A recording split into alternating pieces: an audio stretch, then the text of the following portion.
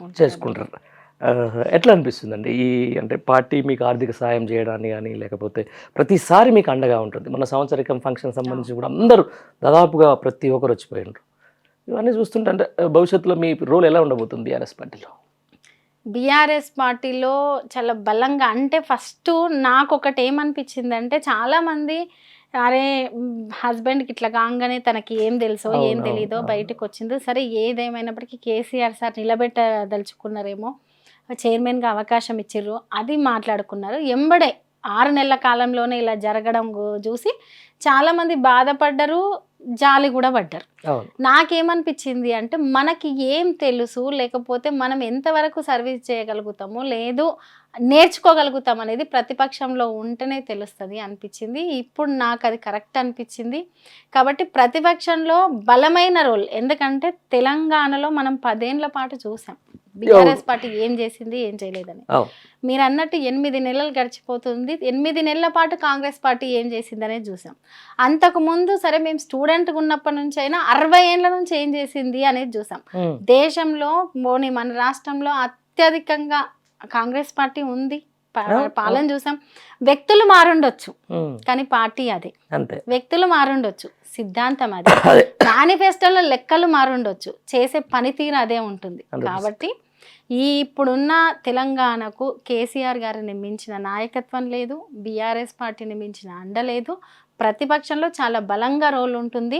మొన్నటి వరకు పాట రూపంలో సాయి ఎంత బలంగా తన వాయిస్ వినిపించిండో, మాట రూపంలో, పని రూపంలో, బయటికి వెళ్ళి ప్రజలకు ఏదైనా చేసే రూపంలో అంతే బలంగా నేను నా గొంతు వినిపిస్తా. వినిపిస్తారా? రైట్.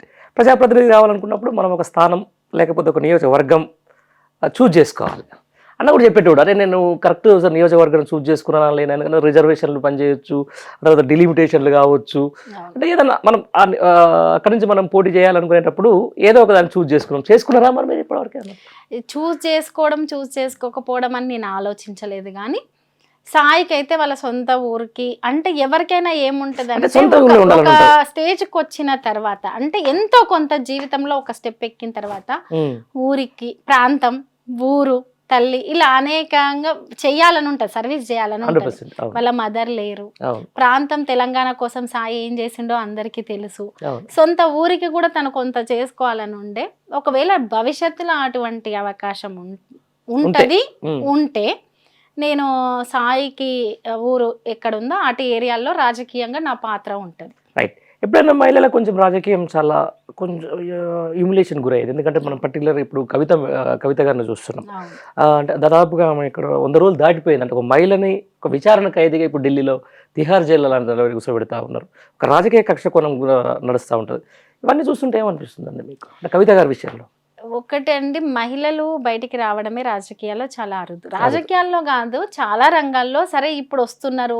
ఇంకా కొంచెం ఇప్పుడు మహిళలే డామినేట్ చేస్తుర్రని మాట్లాడుకున్నప్పటికీ హ్మ్. మాటలు వేరు, ప్రాక్టికల్‌గా వేరు. అంతే. ప్రాక్టికల్‌గా నువ్వు ఇంకో 100 తరాలు దాటినా గూడా మహిళల మీద ఉండే వివక్షత, ఆ ఈక్వాలిటీ అనేది రాదు. రాదు. మెన్‌కి, ఉమెన్‌కి. అవును. అవును. రాజకీయాల్లో అంటే ఇది రాజకీయం అనేది కీలకం. ఆహ్, ఏమంటే నిర్ణయాలు తీసుకోవడంలో చాలా కీలకమైనది కాబట్టి, ఇటువంటి రంగాల్లో మహిళలు రాణించడం చాలా కష్టము. అందులో ముఖ్యంగా ఆర్థికంగా లేకపోతే ఎంతో కొంత వారసత్వంగా ఉన్న మహిళల్ని కూడా చాలా రకాలుగా ఇబ్బంది పెడతాయి. కామెంట్స్ చూస్తాం మనం, హ్మ్. విమర్శిస్తారు. అవును. లేదు అటువంటి వాళ్ళకి ఇంకా ఎక్కువ అంటే కక్షపూరితంగా తీసుకోవడానికి అంటే మహిళలు కొంచెం సెన్సిటివ్. అవును. వాళ్ళనేమన్నా ఇబ్బంది పెడితే పైన ఇంకా ఇబ్బంది పడతారేమో, ఒకరి మీద కక్ష తీర్చుకునే విధానంలో మహిళల గురించి ఇష్టం వచ్చినట్టు మాట్లాడడము, లేకుంటే వాళ్ళని ఇంకేదో ఈ రకంగా కేసులుగా ఇబ్బంది పెట్టడము. ఈరోజు ఈ సంఘటన చూస్తే మాత్రం కేసీఆర్ గారిని ఒకటి ఉంటది కదా రాజకీయంగా అష్టదిగ్బంధనం లాంటివి మాట్లాడుకోవచ్చు ఇటువంటికి. అవునవును. ఈ రకంగా దిగ్బంధం ఇటు మేడిగడ్డ విషయంలో అసత్య ప్రచారాలు చేయడం, అటు కవిత గారి విషయంలో అవును. ఈ రకంగా పెట్టడము, ఇటు పార్టీ నిరుద్యోగులది ఎమ్మెల్యేలకు అట్లా సంబంధించి. అన్నికి సంబంధించిన ఇబ్బందులు కేసీఆర్ గారిని పెట్టాలంటే చాలా సెన్సిటివ్ అంశంగా ఇంట్లో ఆడవాళ్ళను చూస్తాం కాబట్టి ఆ రకంగా ఇబ్బంది పెడుతున్నారేమో అనేది అయితే ఒకటి అనిపిస్తుంది. అనిపిస్తుంది మీకు. రైట్. ఎట్లా అనిపిస్తుందండి ఇప్పుడు పార్టీ మారగానే ఏమంటారు అధికారం మారగానే ఈ పొద్దుతిరుగుడు పువ్వు లెక్క ఎమ్మెల్యేలు అందరూ కూడా పార్టీలు మారుతూ ఉన్నారు. అసలు ఎవరు ఎక్స్పెక్ట్ చేయండి. ఇప్పుడు లైక్ ఎవరు జగిత్యాల ఎమ్మెల్యే సంజయ్ గారు అయితేనేది, లేకపోతే బాన్సువాడ ఎమ్మెల్యే సీనియర్ ఎమ్మెల్యే అయినటువంటి పోచారం కానీ వీళ్ళందరినీ చూస్తుంటే ఏమనిపిస్తుంది? ఒక కొత్తగా ఇప్పుడే వస్తున్నారు మీరు పాలిటిక్స్, వాళ్ళందరూ చూసి ఏం నేర్చుకుంటున్నారు మీరు? ఈ రోజు కాదండి. అంటే సరే మేము సరే స్కూల్ దశ వరకు మనకు రాజకీయాలు ఏం అర్థం కాకపోయినా ఒక కాలేజ్ దశ నుంచి ఎంతో కొంత ఎవరు మాట్లాడుకున్నా ఫస్ట్ మాట్లాడుకునే అంశం రాజకీయం. అవును. తర్వాత సినిమాలో తర్వాత అట్లా ఉంటుంది. ఆ దశ నుంచి చూస్తే 96 వరకు రాజకీయాల్లో ఎట్లుండంటే ఈ పార్టీలు మారే కల్చర్ లేకుంటుండే ఒకటి. ఆ తర్వాత కొద్దిగా అది మొదలయ్యింది. చాలా పరిణామాలు డిఫరెంట్గా ఉన్నాయి. దాదాపు ఇవన్నీ చూస్తే ఏమనిపిస్తుంది, ఈ రకమైన రాజకీయం భవిష్యత్తు తరాలకు మంచిది కాదు అనిపిస్తుందండి ఒకటి. రెండవది ప్రజలు కూడా ఇటువంటి రాజకీయాలను యాక్సెప్ట్ చేయొద్దు అనిపిస్తుంది. ఈరోజు ఈ గుర్తుతోటి ఎన్నుకున్నా అంటే నేను పార్టీలకు అతీతంగా నా అభిప్రాయం చెప్తున్నా. ఈరోజు ఈ గుర్తు మీద వీళ్ళు ఇది చేస్తారు, ఈ గుర్తు మీద ఎన్నుకున్నారు అంటే ఆ పార్టీ సిద్ధాంతమో ఆ పార్టీ మేనిఫెస్టోనో ఆ పార్టీ మీద అభిమానంతో ఈ పర్సన్ ఎన్నుకొని ఉంటారు.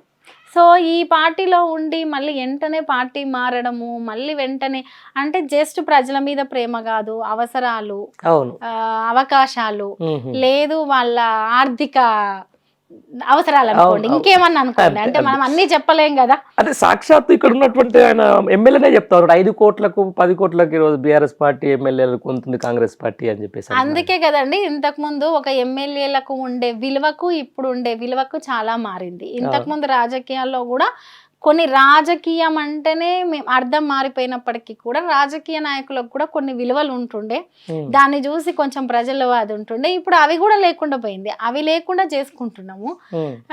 కాబట్టి ఇటువంటి అసలు భవిష్యత్ రాజకీయాలకు, యువతర రాజకీయాలకు, రేపు వచ్చే యువతకు కూడా వీళ్ళు ఇచ్చే సందేశం ఈ రకంగా ఉంది, ఇది మంచిది కాదనేది నా అభిప్రాయం.